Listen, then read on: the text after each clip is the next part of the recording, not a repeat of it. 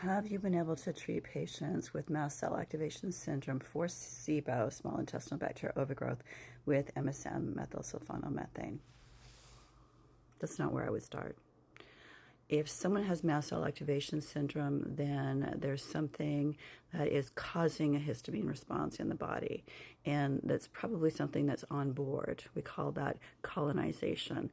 So usually what we're dealing with is a mold, right? And you can have an exposure to mold in a building that's had water damage, and in which case then you've been exposed to mycotoxins.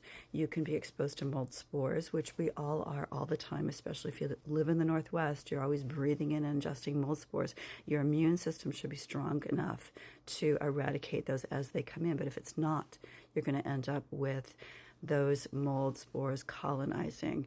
Over 90%, 95% actually, of chronic sinusitis is caused by a fungal overgrowth, and that's been documented through the Mayo Clinic. There's also great autopsy studies that show mold colonization in the gut. So, don't wait until the autopsy. You're going to want to work with someone who can figure out what's going on with mold and rule that out. And there's a link between mold and small intestinal bacterial overgrowth as a sulfur deficiency. And what that link is that you're going to deplete a lot of your glutathione stores working on a mold toxicity.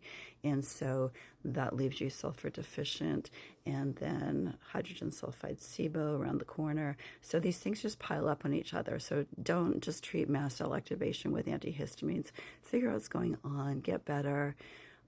Resolve the problem. I usually do use the GI1 powder as part of my treatment protocol, but I'm also going to do some looking into someone's history for this mixed condition.